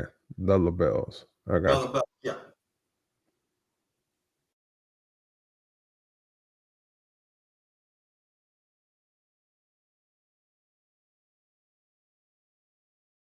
Okay.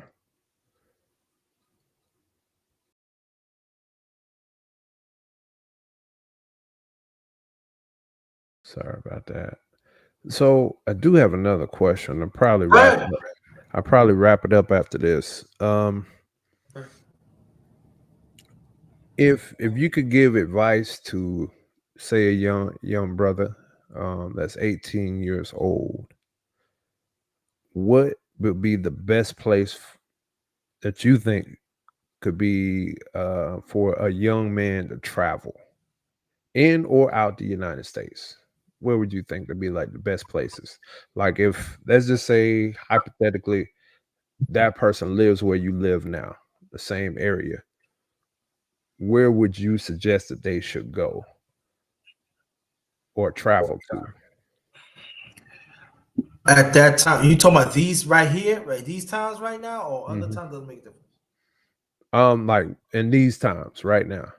I would say in the United States, I don't know. Mhm. Because we are the hunted. I mean, to travel, trying to find a close-knit African American town that teach our roots.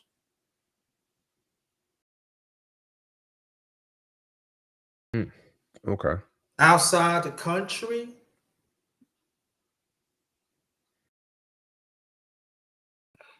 maybe Africa.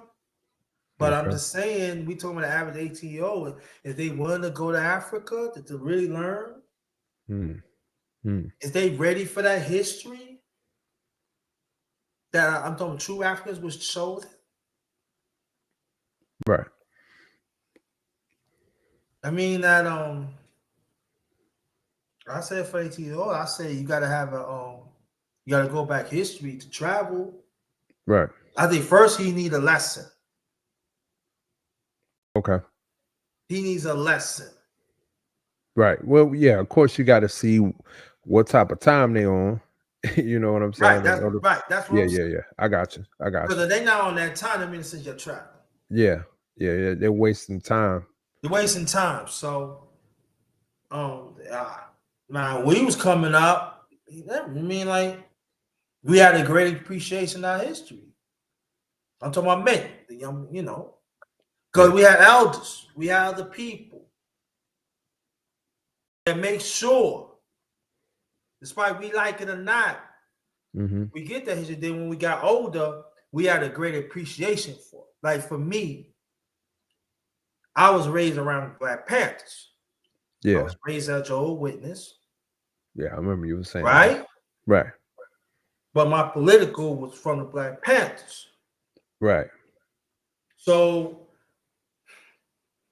I see black women was defending black man, and black man defended black woman. And anybody get in the way, they would get it. I seen it. I used to sneak out the house, go up the block, because like, yeah. Now I want to get, no, you too young and stuff.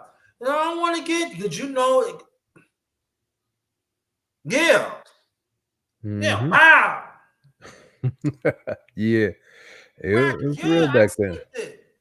Yeah, I like that. But then at the same time, thank you. I appreciate 12 hours. I appreciate that. Always appreciate you. And the rest of the queens that came in, I appreciate y'all coming. And me being special ed, Mm-hmm. and sad thing about it, I got a full dose of feminine and racism. Mm. Because they were disrespecting young black boys. I'm not saying they didn't disrespect young black girls. I'm not saying that. They was. Mm-hmm. But it was mostly young black boys disrespect. And you had these white teachers. The racism, they play their feminism, that formative action, that entitlement, Mm-hmm. always shows up back in the 70s. I was around, I experienced it. You a young nigga. Women. Mm. This was in the 60s, fam? This is 70s when I was a little boy. Daggone. Okay? White women, Chinese, nigga. Because everybody was talking about, well, when they talk white supremacy, oh, white supremacy, thank you, I appreciate that. White supremacy was not just white people were preaching, it was down with it. It was other nationalities. Thanks for coming. Welcome back. So it was this teacher named Miss Tago. She's full black. Mm-hmm. Afro to a fine too. Oh, Miss Tago was fine. Taylor fine, like, he said, boy, I'm too young for you. I said, I know, you married, I understand. I mean, like, but she was pro-black, right? And Mhm. at the time, in special ed, right, you cannot go in the lunchroom. So they had the lunch delivered to the class, and we eat in the class. Right. And the dietitian come back and get the plates and stuff. Because they was like, heard us and stuff. And they was like, I was around those times. It was more women was teaching special ed Mhm. than white women, Chinese. That's what I'm saying. That Mhm. I was around that, so you know, so I said, but see, I identify the system. My friends and them, they ain't really understand what's going on. Right. But at Right. the time, I was knowing, like, nah, you know me and stuff. So Miss Tagle stand up being a man, a young boy. I've seen, I never forget. Miss Tagle had to fight with other teachers. You leave my class alone. Right. You come in here, I'm gonna slap. I slap you. You're not gonna touch my kids. Right. For real. For real. And I remember it was that time she was married, or sometime her husband, he used to work another school. That later on I got transferred to that school. He had to come up. And he was pro-black too. Mm. No, you ain't touching me. You touch my wife, you ain't touching my kids. I know that's right. And I'm like, I used to look like this, like, wow. Because they at that time they said black man wasn't sticking them. That's he was sticking up. I mean, because what to see what he was teaching, right? Unprivileged. So he used to finish earlier than Miss Tagle, his wife. Right. So he used to come there, stay in what, tell them everything, boom, boom, like that. I'm like, yeah. No, they used to come there. You ain't coming in this class. You ain't touching my kids. These are my kids too. Yeah, go through me. Get them. You ain't touching them. And I never forget that. This is the first time that people heard this. He said this his last name because I forgot her maiden name, but his first she took his last name Tagle, Mr. Tagle. And he said, I know you know what's going on. You stand where you believe in. Sometimes the truth, I stand alone. I said, my parents said it. Their parents said it right. He said, remember, affirmative action was for white women and other women. You better remember that. I know you know what's going on. Young blood. You see what's going on. And I know you trying to act like it, but you know what's going on. I said, I know. You know what's going on. But it's up to you to tell the truth. Because it's going to be at times that it's going to be these women go and get you, young blood. And he told me this back in 73. And that stuck with me because everything when he was saying and his wife, Miss Tagle, was saying, look where we are right now. And I know people say, you picking on women. You hate black women. You hate. No, I'm giving you facts. And also, there was men back then was following it too. They ain't stuck with no masculinity. And so when I went to PS305, I trust PS305. Guess who was my teacher? Her aunt, Dr. Juanita Watts. That's when she was 4'11", but very, very strong. Right. She teach me the art of the arts of our history. African movements, damn proud roots and all that, down shikis on that. I knew the arts, but she Right. took the real importance of it. What it stands for. The black man, the black one. She used to have dashikis and stuff. Made that dashiki. And we used to come dance and roots and stuff, African dances and all that. People used to laugh at us. Oh, but I ain't care. Because I needed that. So When they say women did not stick up for black men, did not stick up for our history, there are some did.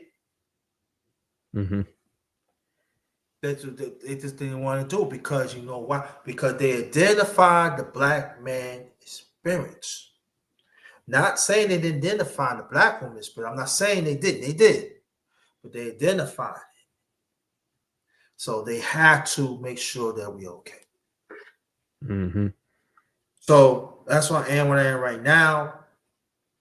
On my late parents, in their own way, show me standing for what's right. Around people,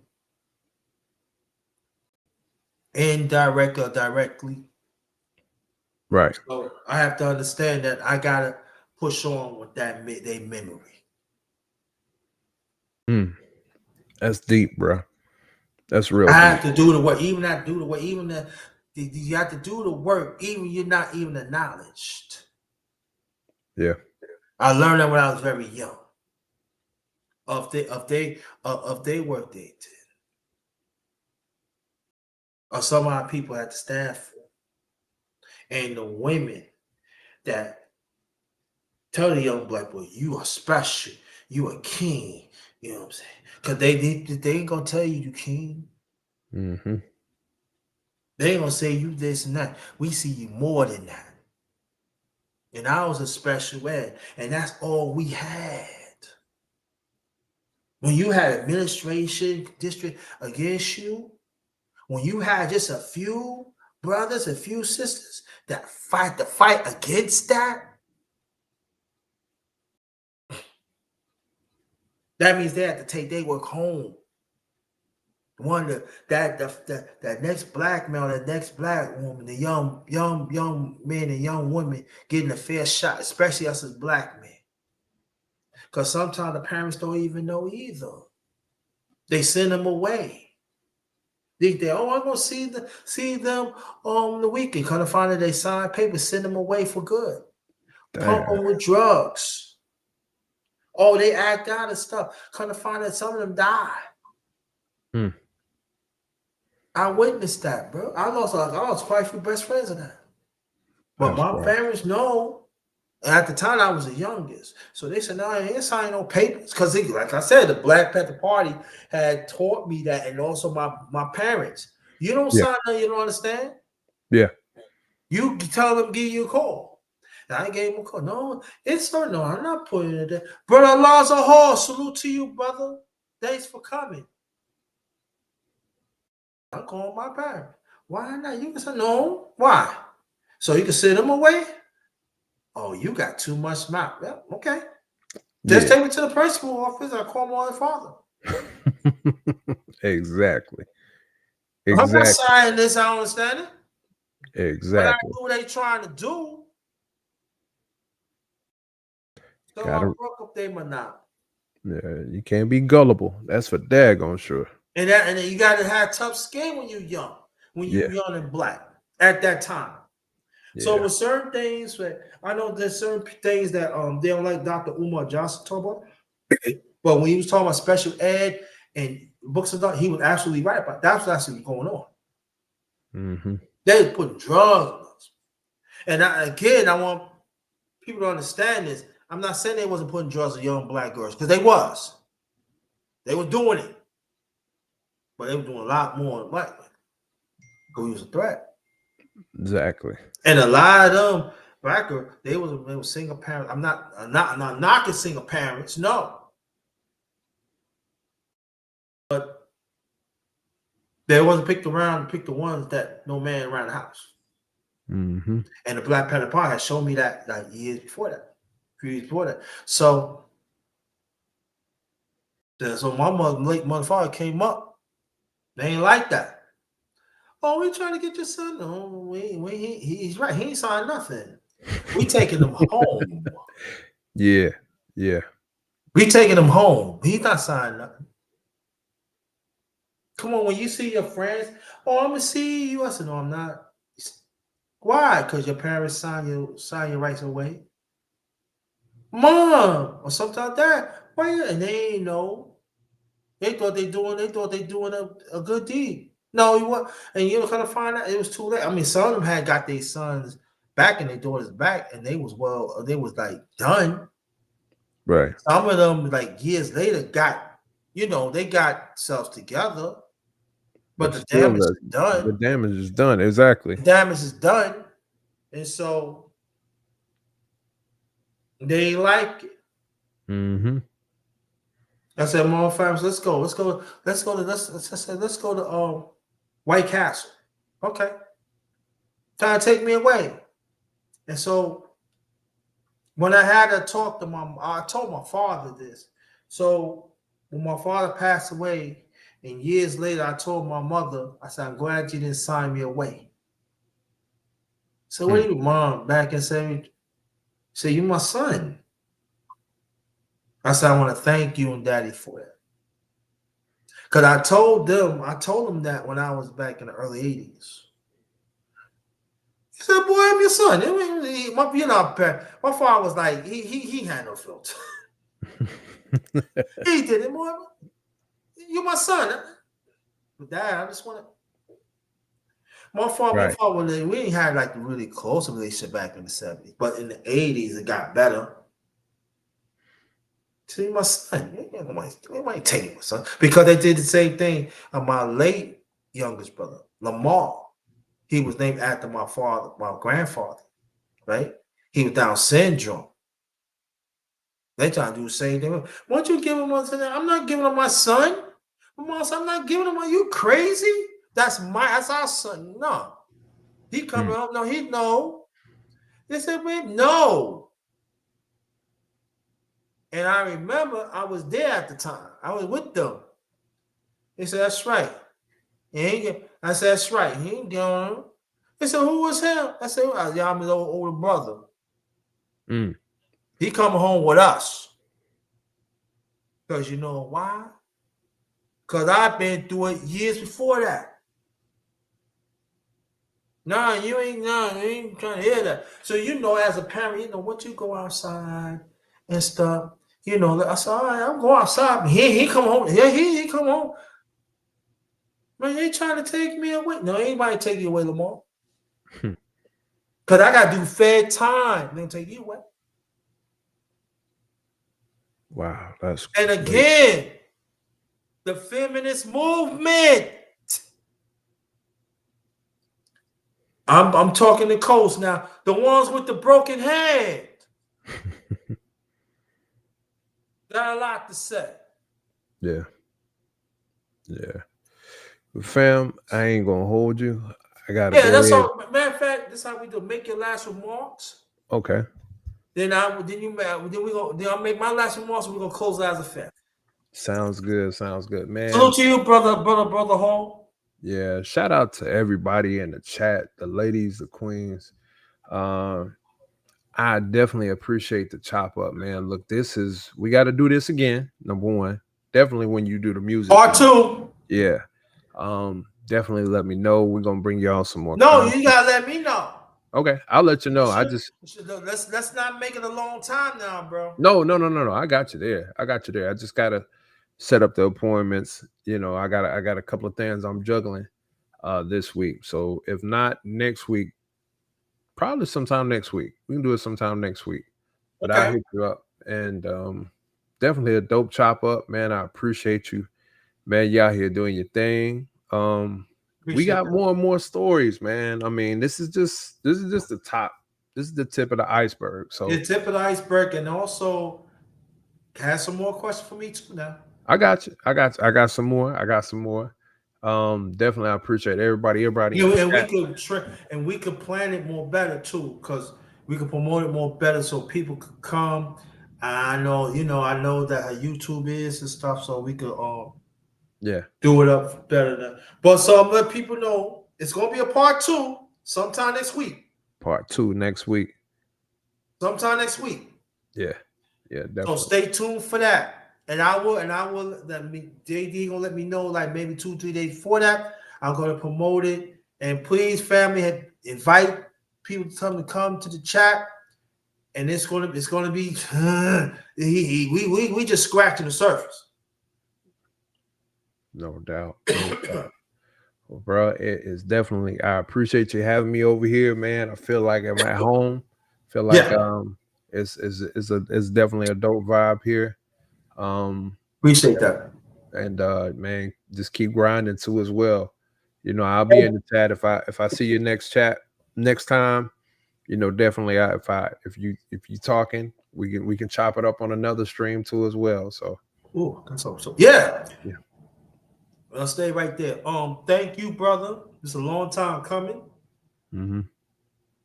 I really appreciate what you're doing, and wherever you always welcome here. You want to come up to the panel and chop it up, wherever it is. Feel Yeah. free, because we definitely need you. We definitely need you, bro. The Appreciate way that. our things is out here, we definitely need grown folk talk. Yes. We Yes. tired of the BS. We tired of the BS grown talk. We Hey. need grown folk talk that make us think and do better. To aspire to do better. We need that got to come back. And so part 2 is going to be sometime next week. Please stay tuned for that. This is Grown Folk Talk. Hope that this time y'all have your questions ready in the chat so we can keep on engaging. I will keep in contact with brother. He got my math now. We got each other math, so we gonna keep anyway. Yeah. Keep No in contact, but whoever you miss, please go back. And do you want me to reach out to you in a few minutes, or you just gonna go? I can reach out to you tomorrow. It's up to you. Probably tomorrow be better because I gotta get my son upstairs. He done fell asleep on the couch and get with the missus. Okay, yeah. So you reach out to me tomorrow. Well, I mean today. I mean, might as well tonight. Yeah. So reach out to me. Yeah, definitely, man. Yeah. So thanks again. On behalf of my channel, Unrated Darkness, yours truly, the #1 grinder, one of the best kept secrets on social media. It'll be part 2 sometime next week. This is the last of Brother DJD. I will chop it up with me on the Darks Roundtable. Hashtag the Truth 2025, #1 grinder. Good morning. This one is Ghost. And let's understand us as a people. The only way we gotta put our family together, it's gotta be us as the black men and the black woman. And we have to understand that there are evil vices out there that are keeping us apart. Now we have examples like Brother JD and his wife and a few others. The sad thing about it, winning. And it has to be a time, y'all. We have to learn from the others in the past. And I know we don't like saying that. I'm talking about the masses, some of y'all in the masses. But we have to go back to those true traits that they stand on. Mm-hmm. That's the only way that we can see some leeway. And we got to stand fast on it. We got to be considerate, and we have to understand it's now or never. Because the sad thing about it, the evil ones is winning.